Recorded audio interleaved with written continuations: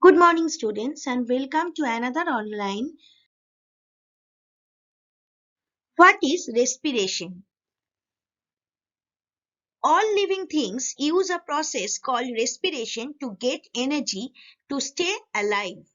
Cellular respiration in plants is the process used by plants to convert the glucose made during photosynthesis into energy which fuels the plant's cellular activities.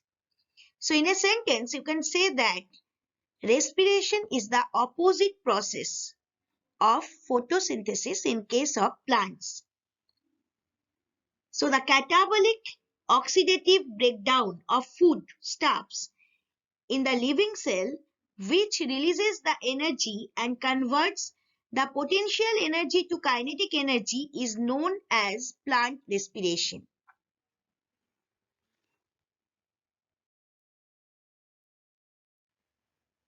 What are the significance of respiration? Respiration is essential for growth and maintenance of all plant tissues and plays an important role in the carbon balance of individual cells, whole plants and ecosystems as well as in the global carbon cycle. You can see the diagram. Here it has been shown. Now, so the significance of respiration, if question will come like this, you can say respiration plays an important role in a living organism due to several reasons. Number one, energy released during this process is used in performing various life processes. Number two, the process leads to the formation of important cell constituents. Number three, it changes insoluble food to soluble food. Number four, it helps in maintenance of carbon balance in nature. And number five, it activates different meristems of the plant body. During plant respiration, exchange of gases take place in between the environment and plant cell. The interchange of oxygen and carbon dioxide gases takes place during this process.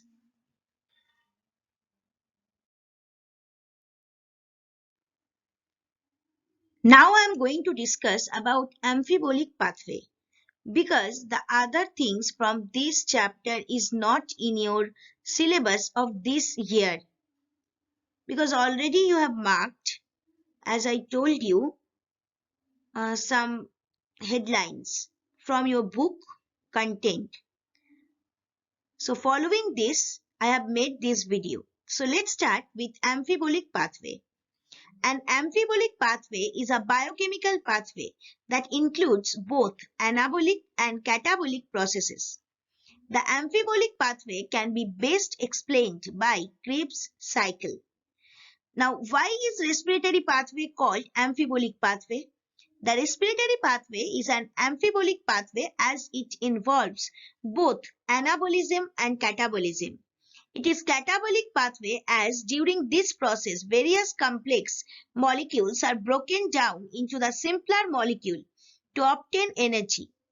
During synthesis of fatty acids, acetyl-CoA is withdrawn from the respiratory pathway. So you can say the metabolic pathway in which both catabolism and anabolism occur simultaneously is known as amphibolic pathway. Now, example of this. The reactions of the Krebs cycle are mainly catabolic, but from certain intermediates, some organic compounds are synthesized by anabolic pathways, namely fatty acid is synthesized from citrate, glutamate is synthesized through transmutation of alpha ketoglutarate. So like this, porphyrin is synthesized from, you can say that succinyl-CoA. Glucose is synthesized by gluconeogenesis from oxaloacetic acid. as catabolic and anabolic processes are occurring in the Krebs cycle. Hence, for that reason, respiratory pathway is better called as amphibolic pathway. So this is the another reason and example of amphibolic pathway.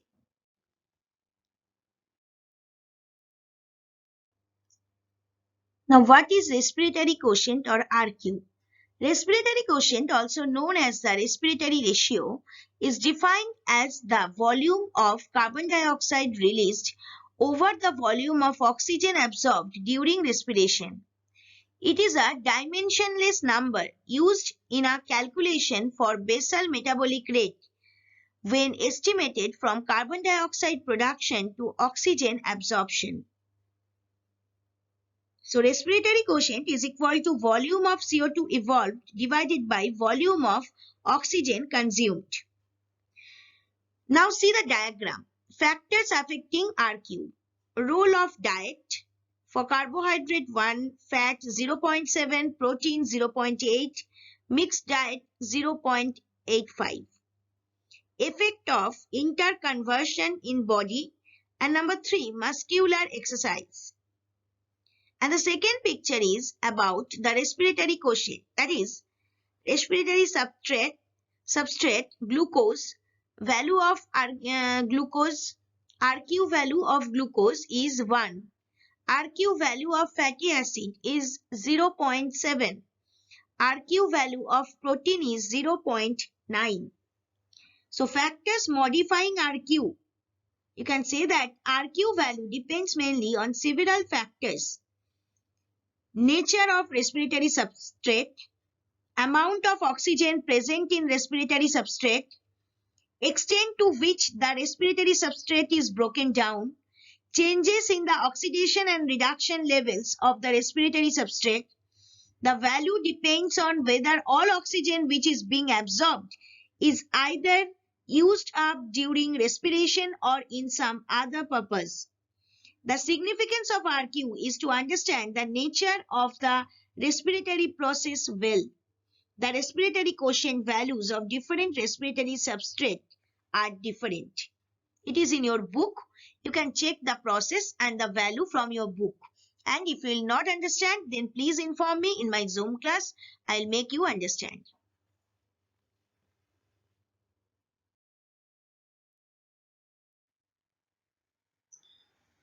Now, all of we know that there is a relationship between photosynthesis and respiration. What is it? How you can explain this? You can say that photosynthesis converts carbon dioxide and water into oxygen and glucose. Glucose is used as food by the plant and oxygen is a byproduct. Cellular respiration converts oxygen and glucose into water and carbon dioxide. Water and carbon dioxide are byproducts and ATP is energy that is transformed from the process. That means photosynthesis and respiration both are interlinked. You can see this picture, you will understand. You can see mitochondria and you can see chloroplast. You know mitochondria in animal cell and chloroplast obviously in plant cell. One is photosynthesis and another one is aerobic respiration.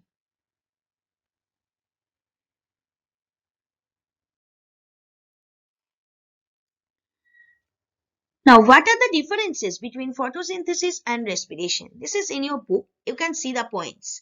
But here I have given you some gist of these differences because this difference is very, very important. First one is, first I am discussing photosynthesis. Second, I am discussing respiration. So, in case of photosynthesis, food made. In case of respiration, food broken down. In case of photosynthesis, energy from sunlight stored in glucose. And in case of respiration, stored energy in glucose released. In case of photosynthesis, CO2 or carbon dioxide taken in. In case of respiration, carbon dioxide and water given off. In case of photosynthesis, oxygen given off. In case of respiration, oxygen taken in. In case of photosynthesis, in the presence of chlorophyll, plants only. Means photosynthesis occurs in presence of chlorophyll and plants only. But respiration occurs in all living organisms and not in the presence of chlorophyll. That's why we used to say that photosynthesis occurs during daytime but respiration throughout the day. In case of plants, I'm telling, obvious in case of animals also. And now in photosynthesis, light needed, but in respiration, no light needed. And in photosynthesis, actually generally photosynthesis happens in chloroplast and respiration generally happens in mitochondria. So these are the clue for your differences between photosynthesis and respiration. Now chapters completed because of this reduced syllabus. So I have given a worksheet over here. Please write down the answers and send me in my mail ID. So first question is how to find out the respiratory quotient of carbohydrates. Here you have to show the process. Number 2, what are the significance of RQ? Number 3, why Krebs cycle is an example of amphibolic pathway. Number 4, define respiration with a proper diagram.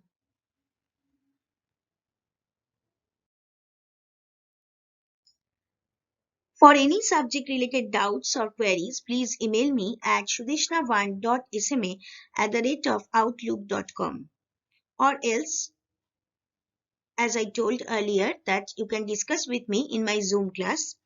We also welcome your responses by way of your views and feedback on the PPTs or videos at feedback.stmichaelsacademy@gmail.com. Thank you, students. Hope you have understood. Have a nice day.